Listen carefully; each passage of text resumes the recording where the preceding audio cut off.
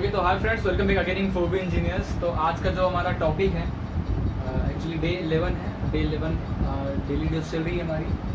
तो एंट्रोपी पे कुछ क्वेश्चंस लगाने वाले हैं। थर्मोडायनामिक का एक टॉपिक है एंट्रोपी, तो उसी में मैं कुछ टॉपिक बता रहा हूँ क्योंकि लगभग मैं कुछ दिन से थर्मोडायनामिक्स का ही डेली डोज आपको दे रहा हूँ। रीज़न ये है कि एक आध टॉपिक बचे हुए हैं थर्मोडायनामिक के। एंट्रोपी में अभी आज के कुछ इंपॉर्टेंट क्वेश्चंस आपके सामने लाया हूँ। हो सकता है इसके बाद भी मैं एंट्रोपी पे कुछ क्वेश्चंस लाऊं। एक आध टॉपिक बचा हुआ मैं सोच रहा था कंप्लीट करा दे, तो थर्मोडायनामिक का आपका इंपॉर्टेंट क्वेश्चंस लगभग खत्म हो जाएंगे। ठीक है, लगभग खत्म हो जाएंगे थियोरेटिकल पार्ट वाले, कुछ न्यूमेरिकल से रिलेटेड भी। बाकी न्यूमेरिकल करना है एज अ गेट लेवल का, हाई लेवल का न्यूमेरिकल, तो उसके लिए तो आपको चैप्टर्स पढ़ने होंगे। तो आप मेरे लेक्चर्स हैं थर्मोडायनामिक के, आप वहाँ से भी पढ़ सकते हो गेट के लिए, और आप किसी भी कहीं से भी पढ़ सकते हो। ठीक है, चलिए शुरू करते हैं। सबसे पहले ये जो क्वेश्चन ये गेट में पूछा गया था, ठीक है। एक्चुअली डिटेल डेट नहीं पता मुझे कब पूछा गया था, बट ये गेट का क्वेश्चन है।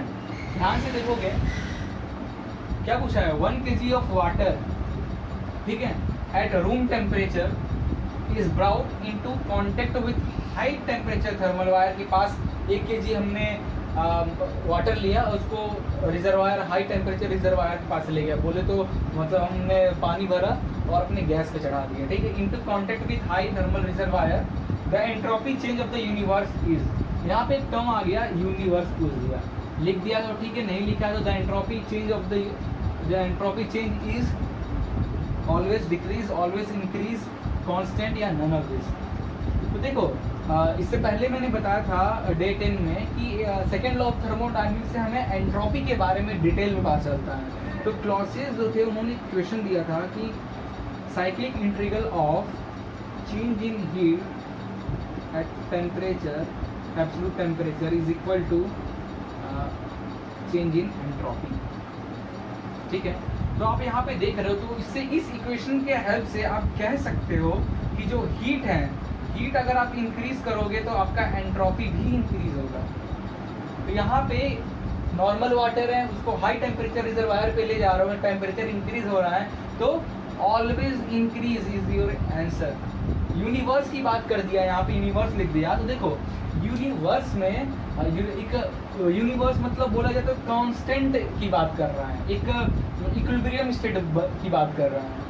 इन दैट स्टेट आपकी हमेशा एंट्रोपी जो होगी ऑलवेज मैक्सिमम होगी। तो एट इक्विलिब्रियम स्टेट आप एक क्वेश्चन और बनता है कि at equilibrium state entropy maximum, entropy minimum, constant और जीरो। एक क्वेश्चन और बन गया, ठीक है। तो एक्चुअली इस पर डिस्कस कर लेते हैं हम थोड़ा सा, अच्छा टॉपिक है ये। ओके, तो for equilibrium condition entropy will have maximum, minimum, constant और नन ऑफ दिस। क्या आंसर होगा इसका? Entropy is maximum. क्यों होगा? देखो हम बात कर रहे हैं यूनिवर्स का, ठीक है। तो इससे पहले इक्वलिटी से बात किया था, इस फार्मूले से की हेल्प से हमने कहा था कि एंट्रोपी इज दिस, कहा था अगर हीट जब आप ऐड कर रहे हो तो एंट्रोपी भी बढ़ेगा, ठीक है। तो क्या हुआ, और एक एक्चुअल फार्मूला जो है ये है, एक्चुअल फार्मूला क्लॉसियस का ये है। तो हम बात करें इक्विलिब्रियम स्टेट में क्यों हमारा एंट्रोपी मैक्सिमम होगा। इक्विलिब्रियम स्टेट में तो हीट ऐड नहीं कर रहे हैं ना हम, इक्विलिब्रियम स्टेट में हीट तो ऐड नहीं कर रहे हैं, फिर क्यों एंट्रोपी मैक्सिमम यहाँ पे इस टाइम पे होता है? इसका एक लॉजिक है। लॉजिक ये है, डाइज के हेल्प से बताता हूँ, ठीक है। डाइज ले लो आप, और ये हो गया number of time, number of time, और 2 हो गया, 3 हो गया, 4 हो गया, 5 हो गया, 6 हो गया, 7 हो गया, 8 हो गया, 9 हो गया, 10 हो गया, ठीक है। तो कौन सा नंबर 1, 2, 3, 4, 5, 6, तो आपका जो डाइस को आप जो फेंकोगे, ठीक है, तो डाइस को आप जो फेंकोगे तो कुछ नंबर तो होंगे जो सबसे मैक्सिमम, मतलब आप ऐसा करो कि आप 20 बार अपने डाइस को फेंको, 20 बार अपने डाइस को फेंकोगे, कोई ना कोई नंबर होगा जो मैक्सिमम टाइम आएगा, मैक्सिमम टाइम आएगा। नेचुरली जो चीज़ हो रही, ये तो नेचुरली हो रहा है ना, हम तो जानबूझ कर रहे हैं नेचुरली ना, वो अपने आप तो मैक्सिमम कोई नंबर है जो मैक्सिमम टाइम पे आ रहा है, हम तो नहीं उसको बार बार वो चीज़ ला रहे हैं। तो कोई नेचुरल एग्जिस्ट, नेचुरल टाइम पे नेचुरल चीज़ें कोई भी एग्जिस्ट करती है, वो हमेशा उसकी मैक्सिमम होगी। तो गाइस एग्जाम से आप एंट्रोपी को रिलेट कर सकते हैं। फॉर एग्जांपल आपने गर्म चाय को गर्म किया, कप लिया चाय के कप, उसको रखा तो वो ठंडा होने लगेगा और वो तब तक ठंडा होते जाएगा जब वो इक्विलिब्रियम स्टेट में ना पहुंचे। इक्विलिब्रियम स्टेट में ना पहुंचे तब तक वो ठंडा होते जाएगा। और जैसे वो इक्विलिब्रियम स्टेट में पहुंचा तो वो नेचुरल टेम्परेचर हुआ ना उसका, at that temperature entropy will B maximum. तो नेचुरली एंट्रोपी हमेशा मैक्सिमम होता है, इसलिए एट इक्विलिब्रियम स्टेट या neutral state entropy will B maximum. ठीक है, नाउ नेक्स्ट क्वेश्चन देखते हैं। ये क्वेश्चन देखिए, entropy is always associated with heat, work, kinetic energy या प्रेशर। फिर से हम क्लॉसियस पे आएंगे। जब भी हम बात करने वाले हैं, कभी भी हम एंट्रोपी की बात करेंगे तो आपको ये फॉर्मूला हमेशा याद होना चाहिए। ये फॉर्मूला हमेशा याद होना चाहिए एंट्रोपी के केस में। क्लियर है? तो बताइए क्या आंसर हो जाएगा यहाँ पे।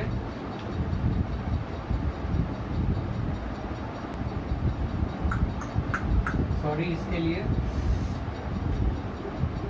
एंट्रोपी।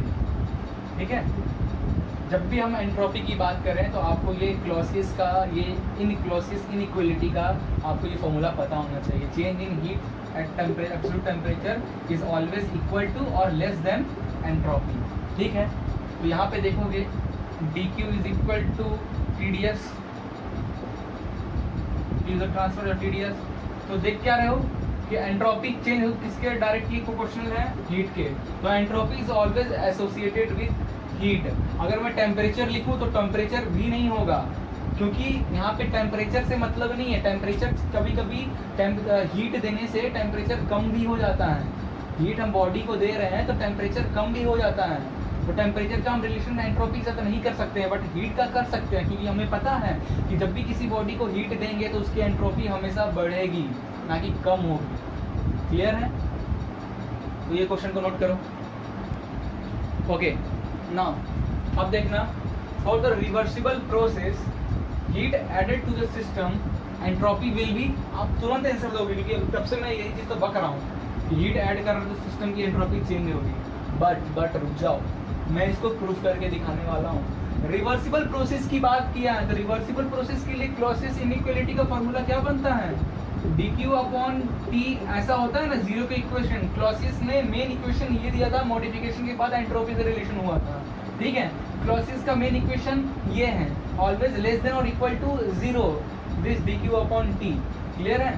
तो इसमें अगर मैं ग्रेटर देन लगा दूं तो ये हो जाएगा इरिवर्सिबल के लिए ये फॉर्मूला है, और इसको इक्वल टू कर दूं तो ये हो जाएगा रिवर्सिबल के लिए। क्लियर है? तो मैंने इक्वल टू कर दिया कि रिवर्सिबल प्रोसेस के लिए हमें निकालना है। फॉर्मूला आपको पता है। तो किसी सिस्टम में आप हीट ऐड कर रहे हो, dq हीट ऐड कर रहे हो मतलब पॉजिटिव हीट निकल रहा है सिस्टम से, तो निगेटिव। तो हीट ऐड कर रहे हो एट एब्सोल्यूट टेम्परेचर पे। एब्सोल्यूट टेम्परेचर मतलब 0 degree Celsius. It means kelvin is always greater than 0 होगा। 0 डिग्री सेल्सियस एब्सोल्यूट टेम्परेचर मतलब एब्सोल्युटली किसी temperature, absolutely 0 temperature.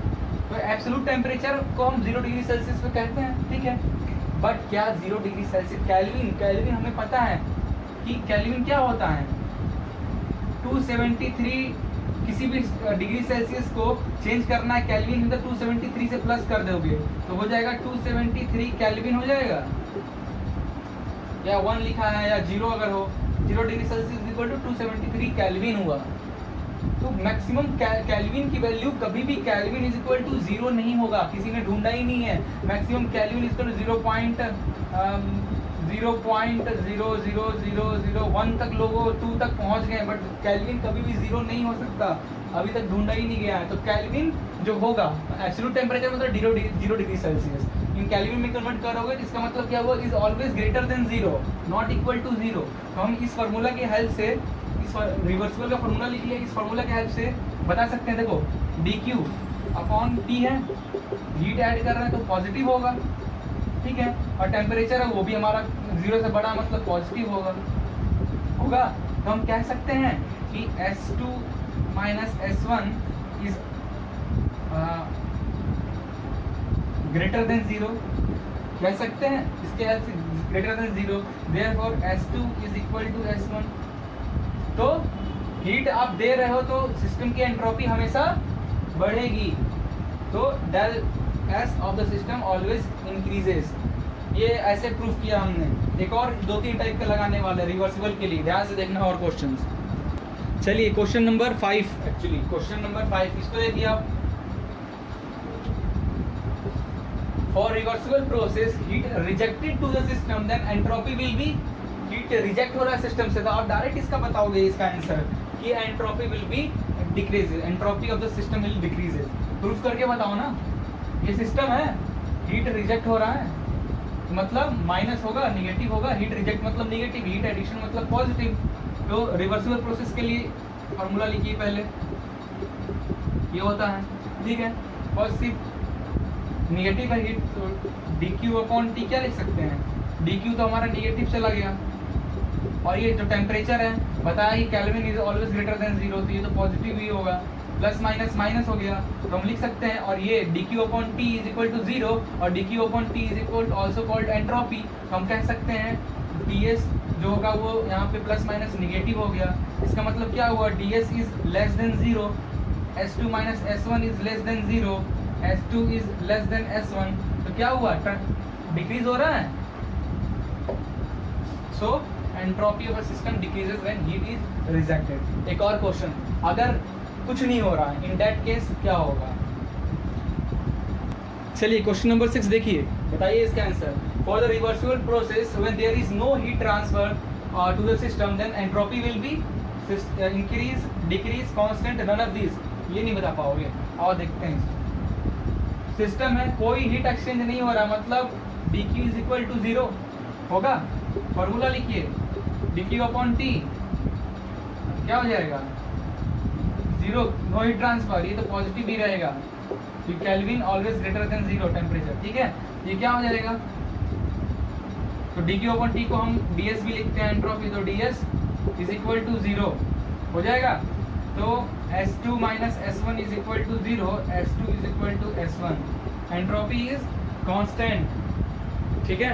Now next question देखते हैं। चलिए अब बताइए question 7। For irreversible process when heat rejected to the system entropy will be. तो irreversible process, तो इरिवर्सिबल के लिए क्लॉसियस ने जो इक्वेशन दिया था dQ/T 0 ये दिया था, ठीक है, which is equal to ds। तो dQ/T cyclic integral is less then ds कह सकते हैं। अब इसको मैं थोड़ा सा पलट कर लिख रहा हूँ, इतना नोट कर लेना। अब हम डिस्कस करने वाले हैं मेन पे। तो ds is always greater then dQ/T से होगा। तो अब हीट को रिजेक्ट, देखो थोड़ा सा आप समझो फिर हम आगे बताने वाले हैं। तो अगर ds आपको 5 यूनिट चाहिए, अगर 5 यूनिट मैं बोल रहा हूँ एंट्रोपी 5 यूनिट चाहिए और आप कह रहे हो entropy always greater then dQ/T से, फिर तो ये वाला जो होगा ये ऑलवेज ग्रेटर है dQ/T से, तो भाई जाहिर सी बात ये 3 यूनिट होगा। एग्जाम्पल दे रहा हूँ, ठीक है। तो अब इसको जबरदस्ती इक्वल करने की कोशिश कर रहे हैं, ds is equal to dQ/T करेंगे, इक्वल टू करना जबरदस्ती कर रहा हूँ मैं, ठीक है। तो ये 5 यूनिट है, ये 3 यूनिट है। ये इक्वेशन तो सही है, ये इक्वेशन अभी गलत है। कैसे 5 यूनिट 3 यूनिट इक्वल हो सकता, नहीं हो सकता। तो इसके लिए हमको एक चीज़ कुछ ना कुछ इसमें ऐड, जबरदस्ती हमने चेंज किया, कुछ ना कुछ हमको पैसे देने पड़ेंगे क्योंकि आपको जेल से निकलना है। जेल से निकलना अपराध वाला काम है, तो अगर आपको निकलना चाहते हो तो कुछ ना कुछ घूस दोगे ना। तो अब ये ऐसा, ये हमें पता है ऐसा हमेशा है, तो इक्वल करोगे जबरदस्ती कुछ ना कुछ पे तो करना पड़ेगा। तो एक डायलेस्ट नाम का टर्म आता है, इसको हम लोग बोलते हैं एंट्रोपी जनरेशन। एंट्रोपी जनरेशन कहते हैं, एक्स्ट्रा जो चीज ऐड होता है फॉर इरिवर्सिबल प्रोसेस के लिए चीज आता है। तो अब ये जो 5 यूनिट है ये 3 यूनिट के इक्वल हो जाएगा। कैसे, क्योंकि जो ऐड किए हैं वो 2 यूनिट ऐड कर दिए हमने, 3 + 2 5, बैलेंस हो गया इक्वेशन। अब इसको देखते रहो।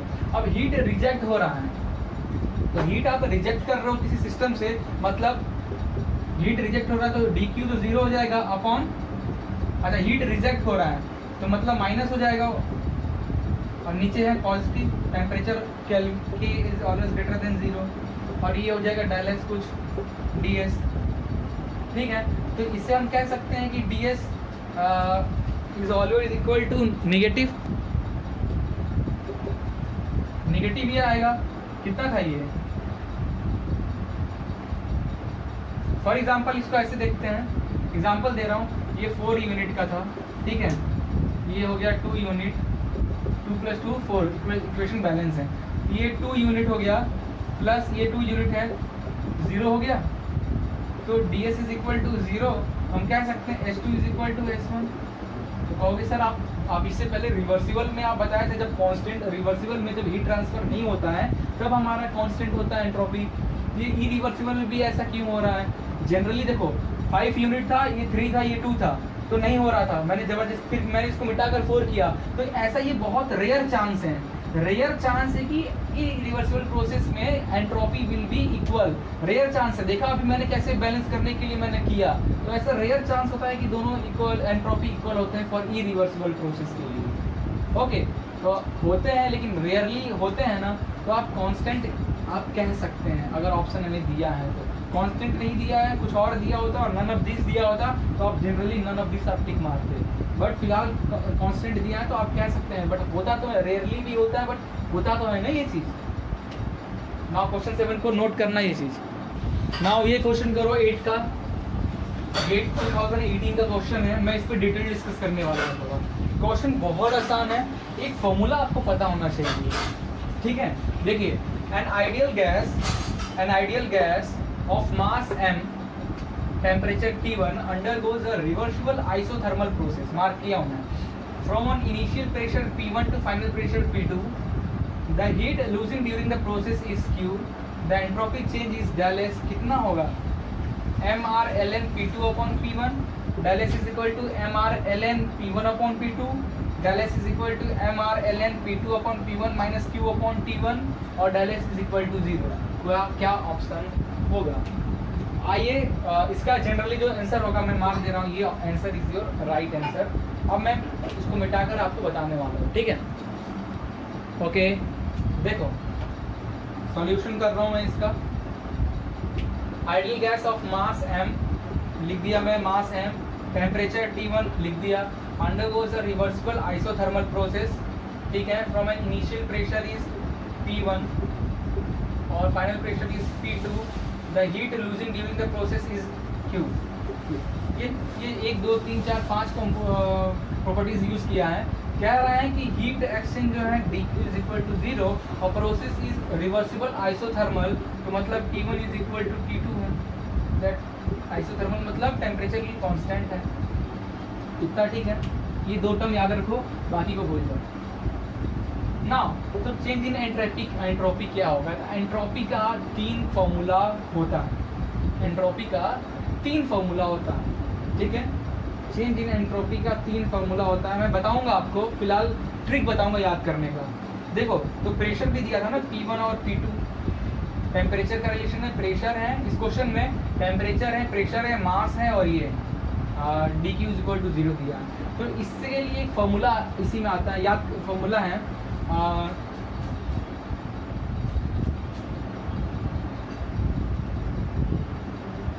P2 upon P1 ln Cp minus R ln P2 upon P1, ये फॉर्मूला है, क्लियर है।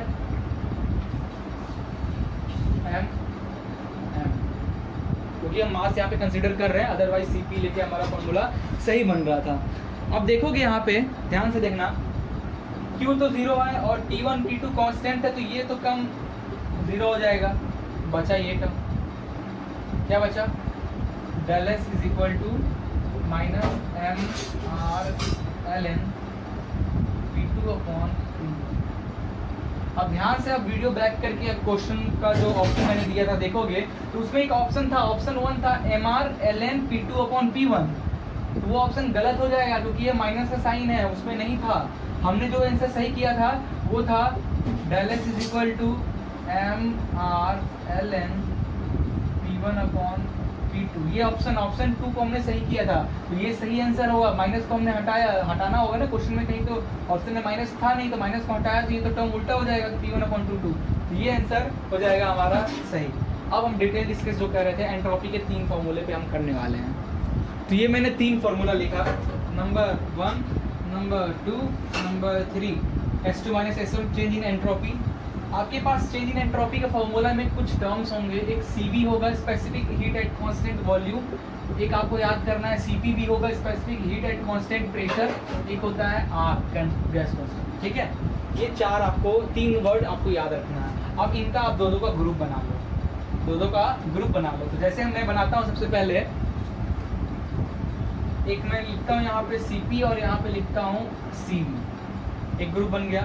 दूसरा ग्रुप मैं बनाता हूँ CP और R का,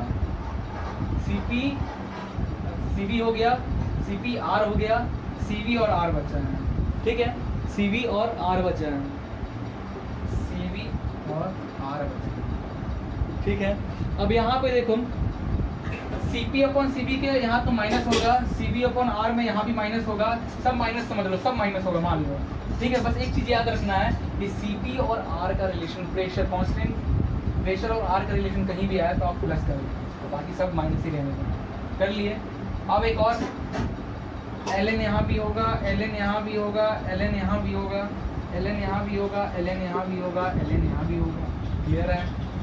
देखो यहाँ पे ln के आगे जो मैं लिखूंगा CP है, प्रेशर की बात हो रहा है, तो मैं P2/P1 लिख दूंगा। यहाँ पे मैंने V लिया है तो यहाँ पे लिखूंगा V2/V1। तो लो, चेंज इन एंट्रोपी का एक फॉर्मूला बन गया, एक फॉर्मूला हमारा बन गया, इसमें वॉल्यूम और प्रेशर का रिलेशन हो रहा है, ठीक है। ln यहाँ ln है, यहाँ P है, P का रिलेशन यहाँ लिख दो P2/P1। R है मतलब टेम्परेचर की बात हो रहा है, तो P2/P1। तो लो, एक दूसरा हमारा फॉर्मूला बन गया। तीसरा एंट्रोपी का फॉर्मूला, इधर R है तो ये हो जाएगा P2/P1, इधर V है तो इधर वॉल्यूम का रिलेशन V2/P1। लो बन गया। मास आपको चाहिए तो मास आप इसमें ऐड कर दो, मास की अगर आप बात कर रहे हो तो ये 3 फॉर्मूला बन गया हमारा एंट्रोपी का। कोई दिक्कत? याद करने का अच्छा तरीका है ना, ठीक है। तो अपन अब देखो कौन सा फॉर्मूला कब यूज करना है, कैसे पता चलेगा। इससे पहले जो क्वेश्चन देखा उसमें प्रेशर था और टेम्परेचर था, प्रेशर था और टेम्परेचर था, इसलिए हमने ये फॉर्मूला यूज किया, ठीक है। किसी क्वेश्चन में वॉल्यूम और प्रेशर का रिलेशन दे दिया तो हम ये फॉर्मूला यूज करेंगे, किसी क्वेश्चन में टेम्परेचर और वॉल्यूम का रिलेशन दे दिया तो हम ये फॉर्मूला यूज करेंगे और उसको क्वेश्चन को हम सॉल्व करेंगे। ओके, नेक्स्ट क्वेश्चन देखते हैं। ये क्वेश्चन करो, क्वेश्चन 9। काफ़ी देर से मैंने आपको बहुत सारे गेट की क्वेश्चन करा दिए हैं।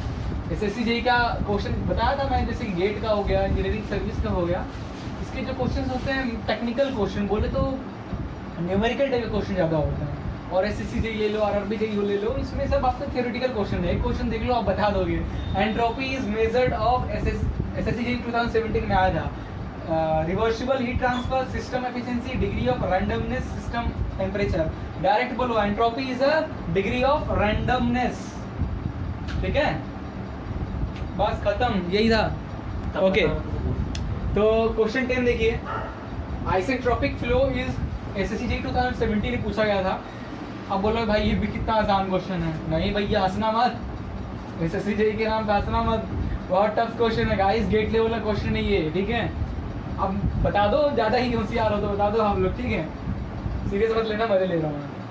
Isentropic flow, isentropic, entropy, isentropy, entropy आ रहा है।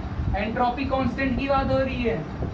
कहाँ देखने को मिला था, मैं बताया था अभी, कहाँ देखने को मिला था। ये 2 जगह देखने को मिला था। रिवर्सिबल एडियाबैटिक फ्लो, जहाँ पे कोई हीट का एक्सचेंज, मतलब del Q is equal no heat transfer हो रहा था। और रिवर्सिबल एडियाबैटिक फ्लो नहीं, इसमें तो नहीं मिला था, इसी में मिला था हमको। S2/S1 कैसे निकला था देखो, dQ/T क्या होता है, नो हीट फ्लो हो रहा है, मतलब 0 heat flow. Temperature is always positive होगा क्योंकि kelvin is always greater than 0। Celsius 0 हो सकता है, केल्विन कभी 0 नहीं हो सकता, ठीक है। ये हो गया। तो इसको क्या होगा, तो और dQ/T क्या है, एंट्रोपी, चेंज इन एंट्रोपी तो है, तो एंट्रोपी इज इक्वल टू 0 हो जाएगा, तो S2 is equal to S1 हो जाएगा। तो क्योंकि D equal to S2 minus S1, S2 minus S1 is equal to 0, तो S2 is equal to S1। और इसके लिए रिवर्सिबल एडियाबैटिक फ्लो के लिए तो समझदारी वाला क्वेश्चन था, ठीक है। 10th question. नाउ अब हम 11th क्वेश्चन देखने वाले हैं रीजनिंग का। नाउ क्वेश्चन नंबर 11, ये रीजनिंग का क्वेश्चन है, कोडिंग डिकोडिंग का, जैसे हमारा सीरीज चल ही रहा था। तो कोडिंग डिकोडिंग का ये हम टाइप 5 आपको बताने जा रहे हैं, कोडिंग विद सब्स्टिट्यूशन। कैसे, एक क्वेश्चन देखिए और इसका आंसर दीजिए आप। ग्रीन इज कॉल्ड रेड, ठीक है, ग्रीन को रेड कहा जा रहा है। रेड इज कॉल्ड ब्लू, ये साइन में एक जगह इज कॉल्ड लिख दिया, बार बार ना लिखा हूँ। Blue is called yellow, yellow is called white, white is called green. तो what is the colour of blood? Video pause कीजिए, जल्दी से आंसर कमेंट कीजिए, मुझे देखना है कि कितने लोग इसका आंसर सही दे रहे हैं। पॉज कीजिए जल्दी से वीडियो और इसका आंसर कमेंट करो पहले, उसके बाद ही मैं स्टार्ट करूंगा। मैं वेट कर रहा हूँ। आंसर चाहिए मुझे, कमेंट्स में चाहिए आंसर, ठीक है। चलो ठीक है, पॉज करके कर लेना, बता रहा हूँ। कलर ऑफ ब्लड क्या है? रेड है। कितनों ने रेड आंसर टिक किया? गलत है ये, क्योंकि यहाँ देखो क्वेश्चन में ग्रीन को कहा जा रहा है कोडिंग विद सब्स्टिट्यूशन। ग्रीन को कोडिंग किया है रेड से, रेड को कोडिंग किया है ब्लू से। तो कलर ऑफ ब्लड रेड होता है, तो रेड को कोडिंग किससे किया है? ब्लू से। तो आंसर क्या हो जाएगा? ब्लू। तो option 3 is your right answer, ठीक है। एक क्वेश्चन और देखेंगे, ऐसे ही क्वेश्चन आता है, आप खूब सारे क्वेश्चन को प्रैक्टिस कर सकते हो। एक क्वेश्चन और देखेंगे यहाँ पे। चलो इस क्वेश्चन का आंसर दो। Green means red, red means blue, blue means white. What is the colour of blood? Red, blue, green, white. ये भी कोडिंग ऑफ सब्स्टिट्यूशन का ही क्वेश्चन है, ठीक है। चलो मैं वेट कर रहा हूँ, इसका भी मुझे आंसर चाहिए। बहुत ने दे दिया होगा, बहुत कंफ्यूज होंगे, सर सेम ही क्वेश्चन है, बताओ भाई क्या होगा।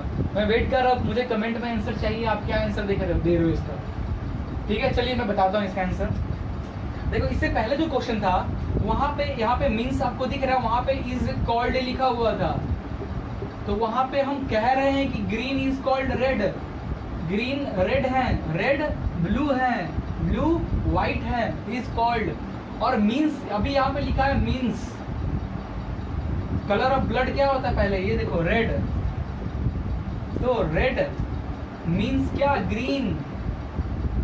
ब्लू मीन्स क्या? रेड। व्हाइट मीन्स क्या? ब्लू। तो मीन्स और कॉल्ड में याद रखना, ठीक है। तो रेड मीन्स ग्रीन, तो आंसर यहाँ पे आपका हो जाएगा ग्रीन। कौन सा ऑप्शन सही है? 3। कॉल्ड और मीन्स में ध्यान देना ये चीज पे, ठीक है। नाउ अब लास्ट, आज का लास्ट क्वेश्चन देखते हैं। नाउ लास्ट क्वेश्चन है और आज का हमारा डेली डोज 11 डे 11 का लास्ट क्वेश्चन है। Who is appointed as a director of BSF 2019? हंसी इसलिए आ रहा है मेरे को। ऑप्शन जो है विवेक कुमार जौहरी, गौरव और दुबे जी, ठीक है। दुबे जी आप इसमें बता ही सकते हो डायरेक्ट, इसका आंसर है विवेक कुमार जौहरी। 2019 में BSF के अभी नए अपॉइंटेड हुए हैं डायरेक्टर। तो अब ये BSF क्या है? बॉर्डर सिक्योरिटी फोर्स, नाम से तो सुना ही होगा, ठीक है। ये एस्टेब्लिश कब हुआ था? 1 दिसंबर 1965 में ये एस्टेब्लिश हुआ था। इसका हेडक्वार्टर कहाँ है? न्यू दिल्ली में इसका हेडक्वार्टर है। और ये जो BSF का जो मोटो होता है, बोलते हैं ना हर चीज़ का, जैसे अपना इंडिया का एक टून होता है कि एक था बना था कि तुम खून दो मैं तुम्हें कश्मीर मांगूंगे तो चीर देंगे, ऐसा डायलॉग जो था ना, वही। तो ऐसे BSF के लिए भी इनका एक गोल, एक मोटो रहता है, ड्यू टू अनटू डेथ। ये इनका एक मोटो है, कभी कभी ये पूछ देता है लिखने को, ठीक है। तो कौन है न्यू डायरेक्टर BSF के? विवेक कुमार जौहरी। एस्टेब्लिश कब हुआ था BSF? 1 दिसंबर 1965 में, और हेडक्वार्टर है न्यू दिल्ली। क्लियर है? तो ये क्वेश्चन डे 11 का ये हमारा लास्ट टॉपिक था। नेक्स्ट डे में हम और भी इंपॉर्टेंट क्वेश्चनों के बारे में डिस्कस करेंगे, गेट से रिलेटेड, टेक्निकल से रिलेटेड, हर जगह से रिलेटेड, ठीक है। Thank you.